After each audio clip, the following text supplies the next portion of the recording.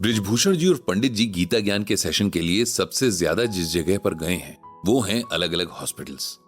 Hospitals इसलिए कि वहां काम करने वाले डॉक्टर्स, नर्सेज और स्टाफ के अलावा वहां कोई भी खुशी से नहीं आता। हॉस्पिटल एक ऐसी जगह होती है जहां हर चेहरा उदास और परेशान नजर आता है। शायद यहीं पर भगवान को सबसे ज्यादा याद भी किया जाता है। और इतने सालों के एक्सपीरियंस के बाद पंडित जी इतना तो समझ ही चुके हैं कि इसी जगह पर आने वालों या काम करने वालों को गीता ज्ञान का सबसे ज्यादा फायदा हो सकता है, क्योंकि यहां मन सबसे कमजोर और टूटने की कगार पर होता है। इसीलिए अगर गीता ज्ञान की समझ हो तो लोग इन मुश्किल हालातों से खुद को और अपने आप को संभाल सकते हैं। कुछ दिनों पहले पंडित जी को एक बहुत बड़े प्राइवेट हॉस्पिटल से गीता ज्ञान सेशन के लिए इनवाइट आया था। हॉस्पिटल के मैनेजमेंट से सौमित्र नाम के एक ऑफिसर ने उनसे कांटेक्ट किया था। वे चाहते थे कि पंडित जी उनके यहां लगातार 3 दिन तक हर रोज 2 घंटे का सेशन दें। पहले दिन नर्सिंग स्टाफ को, दूसरे दिन डॉक्टर्स को और फिर तीसरे दिन एडमिनिस्ट्रेटिव स्टाफ को गीता ज्ञान देने की रिक्वेस्ट की गई थी। हॉस्पिटल वैसे तो पंडित जी के घर से काफी दूर था, लेकिन सौमित्र की बातों में इतना अपनापन और ह्यूमिलिटी थी कि पंडित जी मना नहीं कर पा रहे थे। सरला जी ने जरूर थोड़ा ऑब्जेक्शन किया था कि पंडित जी अभी वायरल इन्फेक्शन से ठीक हुए हैं और उन्हें काफी वीकनेस है, इसीलिए 3 की जगह एक ही सेशन रखा जाए, वो भी अगर इतना जरूरी हो तो। इस पर सौमित्र ने कहा कि उनके यहां स्टाफ इतना ज्यादा है कि सब एक साथ नहीं आ सकते और सबको एक साथ एक सेशन में बिठाने से हॉस्पिटल में काम रुक जाएगा। उन्होंने बताया कि इन 3 सेशंस में भी सिर्फ आधा स्टाफ ही मौजूद रहेगा, क्योंकि बाकियों को पेशेंट्स के लिए अवेलेबल होना है। पता नहीं क्यों, लेकिन पंडित जी का मन ना करने का नहीं हो रहा था। इसीलिए उन्होंने माहौल को हल्का बनाने के लिए सौमित्र से कहा कि अगर मुझे कुछ हो भी गया तो मैं हॉस्पिटल में ही रहूंगा, तो मेरे बचने की ज्यादा उम्मीद है। इस पर सौमित्र और सरला जी हंस पड़े। अगले दिन सौमित्र ने बहुत प्रोफेशनल तरीके से अपना बनाया हुआ सेशन का प्रोग्राम पंडित जी को मेल कर दिया। 2 घंटे के प्रोग्राम में कब, कैसे और क्या होगा इसकी डिटेल्स मौजूद थी, जैसे कि कब पंडित जी को लेकर कैब हॉस्पिटल पहुंचेगी, कब प्रोग्राम शुरू होगा, यहां तक कि किस किस के सवाल उन्हें अपनी स्क्रीनिंग के बाद पंडित जी से पूछने लायक लगे थे, उसकी भी डिटेल्स मौजूद थी।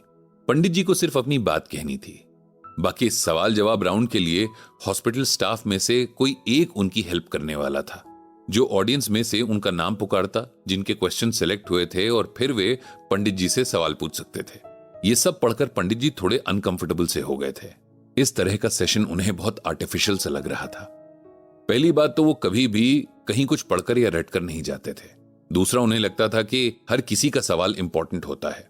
बेशक हमें लगे कि ये तो बहुत मामूली सी बात है, लेकिन किसी के लिए वही मामूली बात बहुत बड़ी प्रॉब्लम हो सकती है। पंडित जी ने सौमित्र को कॉल किया कि उन्हें कुछ डाउट्स हैं। सब कुछ प्लान्ड वे में करना सौमित्र की अच्छी आदत है और वे उसे अप्रिशिएट भी करते हैं, लेकिन उन्हें सेशन में नेचुरल रहना पसंद है। वे इसे किसी लेक्चर की तरह नहीं लेते हैं, बल्कि आपस में 2 वे कम्युनिकेशन की तरह लेते हैं। इससे ऑडियंस भी खुश होती है और उन्हें उनके आंसर्स भी मिल जाते हैं।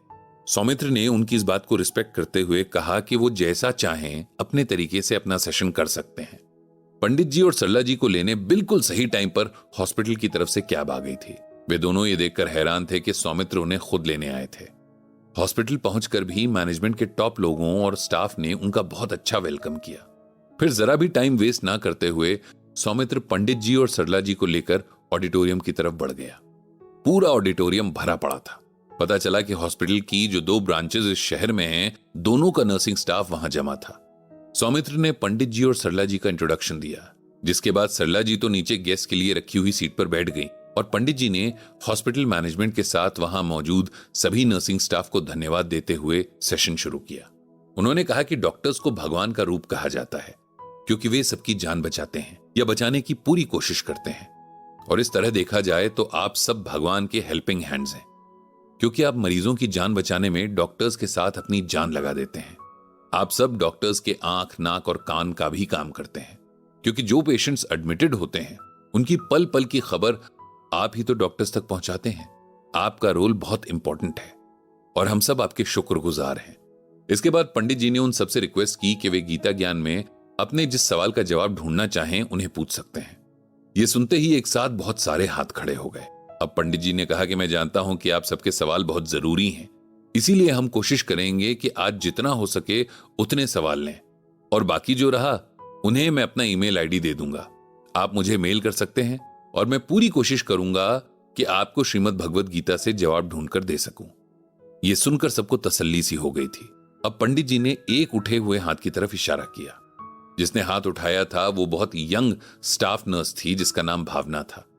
भावना उठी और उसने कहा कि पंडित जी, मैंने इसी साल नर्सिंग कोर्स पूरा किया है और मैं एक नर्स के तौर पर पिछले 6 महीने से काम कर रही हूं।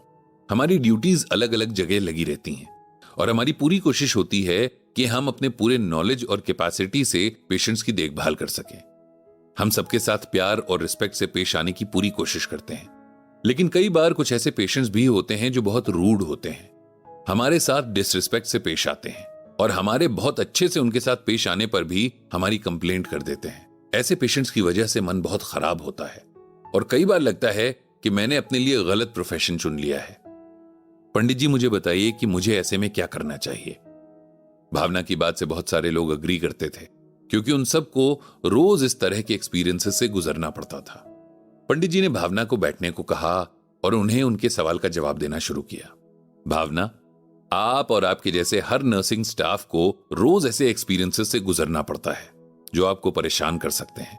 आपके मन में बहुत अच्छी इंट्यूशंस होने के बाद भी कुछ पेशेंट्स जब आपके साथ रूड बिहेव करते हैं तब आपको बुरा लगता होगा, लेकिन इसका यह मतलब नहीं है कि आप अपने आप पर या अपने प्रोफेशन पर शक करना शुरू कर दें।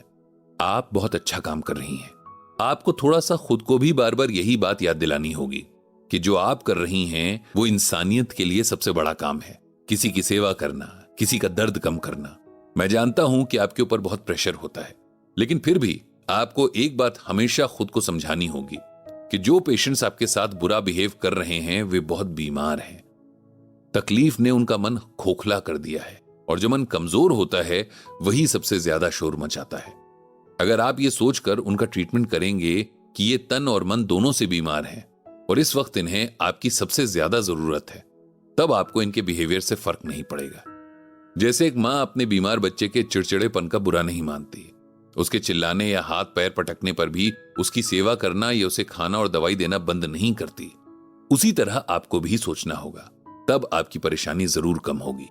इसके बाद उन्होंने उसे श्रीमद् भगवद गीता से यह श्लोक सुनाया। ये जन्म माता प्रपद्यन्ते तांस्तो भव भजाम मम वर्तमानु वर्तन्ते ह्यूलाह पार्थ सर्वशः। यहां भगवान श्री कृष्ण अर्जुन से कहते हैं कि लोग जिस भी तरह से मेरी शरण में आते हैं मैं उसी के अनुसार उन्हें जवाब देता हूं। हे कुंती के पुत्र, जाने या अनजाने में हर कोई मेरे मार्ग का अनुसरण करता है।